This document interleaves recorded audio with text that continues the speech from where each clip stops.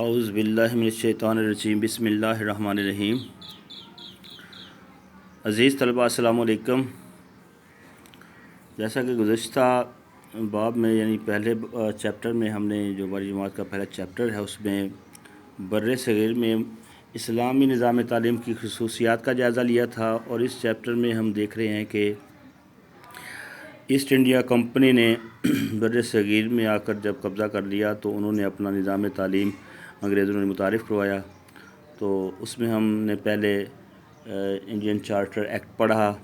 پھر اس کے بعد ووڈ ڈسپیچ کا مراسلہ بھی ہم نے پڑھا تھا، اور سارجنٹ رپورٹ جو ہے وہ بھی ڈسکس کی تھی۔ تو ان تمام چیزوں کو ڈسکس کرنے کے بعد آج ہم پڑھیں گے بر صغیر میں برطانوی نظام تعلیم کی خصوصیات۔ تو سب سے پہلے ہم اس کا تعارف پڑھتے ہیں۔ ہم دیکھتے ہیں کہ برطانوی نظام تعلیم جو ہے اس کا مقصد جو مقامی طور پہ مسلمانوں کا نظام تعلیم اس وقت رائج تھا اس کی مخالفت کرنا تھا، اس کو کمتر ثابت کرنا تھا۔ تو انگریزوں کا جو قائم کردہ نظام تعلیم تھا بنیادی طور پر مقامی نظام تعلیم، خاص طور پہ مسلمانوں کے اس نظام تعلیم کو ختم کرنے کی کوشش تھی جو مسلمان حکمرانوں کے دور سے ہندوستان میں رائج تھا۔ جیسا کہ ہم جانتے ہیں کہ مسلمانوں کے دور میں تعلیم نہ صرف عام تھی بلکہ مفت بھی تھی، اور تعلیمی ادارے جو تھے وہ مالی طور پر آزاد تھے، خود مختار تھے، اور علمی طور پر حکومتی اثرات سے بھی آزاد تھے۔ لیکن برطانوی نظام تعلیم جو ہے اپنی اساس اور طریقہ کار کے لحاظ سے مقامی نظام تعلیم، خاص طور پر مسلمانوں کے جو تعلیمی ورثہ ہے اس کے خلاف تھا، اور ان کا مقصد عیسائیت کی تبلیغ تھی۔ یہ جو برطانوی نظام تعلیم ہے، اس کے علاوہ جو مغربی علوم و فنون ہے، تہذیب و ثقافت ہے اور کلچر وغیرہ، یہ اس کی ترویج کرنا چاہتے تھے، اور اسی کو انہوں نے مرکزی مقام دیا۔ تو ساتھ ساتھ ان کا یہ بھی تھا کہ اپنے دور اقتدار کو طول دینے کے لیے لوگوں کو ذہنی طور پہ غلام بنانا اور کلیریکل ٹائپ کے لوگ جو ہیں نا وہ پیدا کرنا تاکہ وہ ان کی سلطنت کے، ان کی حکومت کے جو مختلف معاملات ہیں ان کو چلانے میں ان کی مدد کر سکیں۔ تو ہم دیکھتے ہیں برطانوی نظام تعلیم کی عمومی خصوصیات میں کہ کیا کیا اور کس لحاظ سے انہوں نے جو ہے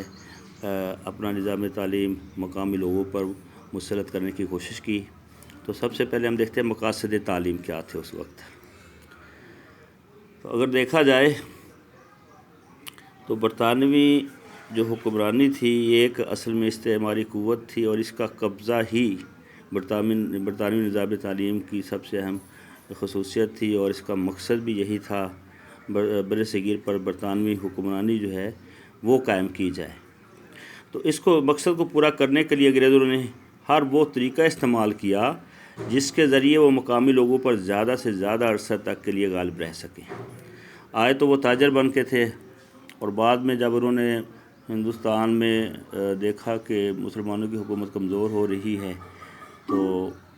اس سے فائدہ اٹھاتے ہوئے وہ ایک فاتح قوم بن کر ہندوستان کی قسمت کے مالک بن بیٹھے۔ اب ان کا مقصد یہ تھا کہ بر صغیر کے لوگوں کو ذہنی غلامی سے جو ہے نا اس طرح سے ان کی تعلیم و تربیت کی جائے کہ وہ ذہنی طور پہ انگریزوں کے غلام ہو جائیں اور ساری زندگی جو ہے وہ انگریزوں کے غلام ہی رہیں۔ چنانچہ اس کے لیے انہوں نے ایسا نظام تعلیم وضع کرنے کی کوشش کی جو ان کے اندر جو ہے اپنے اسلامی جو نظام تعلیم تھا اس کو فراموش کر دیا گیا ان کو، اور اس کی جگہ انہوں نے اپنا جو ہے نظام تعلیم متعارف کروایا جس کا مقصد محکوم قوم پیدا کرنا تھا۔ برطانیہ میں بھی ان کا ایک نظام تعلیم چل رہا تھا، لیکن وہاں پہ چونکہ وہ ایک آزاد قوم کی تشکیل وہاں پہ مقصد تھا، اور یہاں ہندوستان میں ایک محکوم قوم پیدا کرنی تھی، تو اس کے لیے انہوں نے بہت ہی مختلف قسم کا نظام تعلیم جو ہے یہاں متعارف کروایا۔ تو دو اہم باتیں تھیں اس میں مقاصد تعلیم میں ایک تھا کہ حکومت برطانیہ کے لیے وفادار ملازمین کی فراہمی، یہ تھا ان کا مقصد تعلیم، اور دوسرا یہ تھا کہ ہندوستان میں عیسائیت کی تبلیغ کی جائے، یعنی عیسائی مذہب کو بڑھا چڑھا کے پیش کیا جائے اور اسلامی جو عقائد ہیں وہ ان کے اوپر وار کیا جائے اور اسلام کو جو ہے کمتر مذہب کے طور پہ پیش کیا جائے۔ تو عیسائیت کے تبلیغ کے لیے انہوں نے جو نچلی ذات کے ہندو تھے خاص طور پہ ان کو ٹارگٹ کیا، اپنا ہدف بنایا۔ نصاب تعلیم اگر دیکھا جائے تو انہوں نے جو اسلامی دور حکومت میں جو نصاب تعلیم تھا اس میں فارسی میں تعلیم دی جاتی تھی، تو انہوں نے یہاں پہ انگریزی کو ذریعہ تعلیم بنوایا اور انگریزی زبان و ادب اور مغربی علوم جو تھے ان کے اوپر زیادہ فوکس کیا، اور مشری ادارے جو تھے ان کو کیا کیا گیا کہ وہ جو گرجا گھروں سے متصل ہوتے تھے اور وہیں پہ تعلیمی ادارے بنائے گئے تھے ساتھ ہی،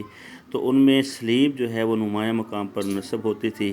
اور وہاں پہ اساتذہ ظاہر پادری تھے اور ان کا لباس بھی مخصوص تھا۔ تو پورا جو ہے ایک مسیحی ماحول جو ہے وہ بنایا گیا تھا جہاں عیسائیت کی تعلیم جو ہے وہ لازمی قرار دی گئی تھی۔ تو سیکولر تعلیمی پالیسی وہاں پہ نافذ کی گئی تھی، اور تعلیم سیکولر پالیسی کا مقصد یہ تھا کہ عیسائیت کے سوا کسی بھی دوسرے مذہب کو نظام تعلیم میں کوئی دخل نہیں تھا۔ تو اس مقصد کے لیے انہوں نے سب سے پہلے کیا کیا جی کہ انگریزی کو جو ہے وہ تیسری جماعت سے لے کر بی اے تک لازمی زبان کی حیثیت دے دی گئی، اور ایسے لوگوں کو نوکریاں دی گئی، ملازمتیں دی گئیں جو انگریزی کو اچھی طرح جانتے تھے۔ اسی طرح نصاب تعلیم میں اگر ہم دیکھیں کہ تاریخ کس قسم کی پڑھائی جاتی تھی، تو تاریخ میں بر صغیر کی تاریخ کو جو اسلامی خاص طور پہ تاریخ ہے اسے مسخ کر کے پیش کیا گیا، اور ہندوؤں اور مسلمانوں کو لڑانے کے لیے جو ہے اس طرح کی جو ان کے درمیان جنگیں ہوئی تھی تو مسلمان خاص طور پہ فاتح رہے تھے، تو اس طرح سے تاریخی واقعات بچوں کو پڑھائے جانے لگے کہ جس سے مسلمان جو تھے وہ طلبہ احساس کمتری میں مبتلا ہوتے اور انگریزوں کو جو ہے وہ برتر مان لیتے، اور اسی طرح انگریزوں کی آمد کو بھی ہندوستان میں ایک مہذب شہری کے طور پہ، قوم کے طور پہ پیش کیا جاتا تھا۔ اور معاشیات کی جہاں تک بات ہے تو انسان کو خود غرض لالچی کے طور پہ پیش کیا گیا، بلکہ انسان کی زندگی کو ایک معاشی حیوان سے زیادہ کچھ بھی ثابت کرنے کی کوشش نہیں کی گئی۔ جو ان کے مغربی معاشی تصورات تھے وہ پڑھایا گیا، جس میں انسان کو انتہائی خود غرض کے طور پہ پیش کیا گیا ہے کہ وہ ہر وقت مادی فائدے کے لیے کوشاں رہتا ہے۔ اس طرح سود، ذخیرہ اندوزی وغیرہ یہ پیسہ کمانے کے مختلف طریقوں کے طور پہ پڑھائے جانے لگے اور معاشیات کا یہ نصاب بنیادی طور پہ اسلامی تصور حیات کے بالکل خلاف تھا۔ اس طرح سیاست کی بات کی جائے تو جمہوریت کے مغربی تصور میں اللہ تعالیٰ کی حاکمیت اعلیٰ کے اسلامی نظریے کی کوئی گنجائش نہ تھی، اور عوام کی حاکمیت کا تصور مسلمانوں کے نزدیک سراسر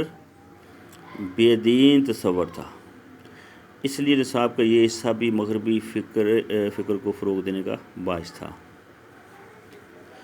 سائنس میں کیا پڑھایا جاتا تھا؟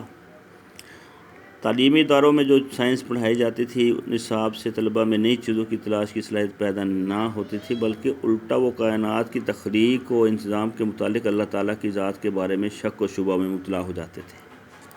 عربی، فارسی اور مذہب کو نصاب سے بالکل خارج کر دیا گیا تھا،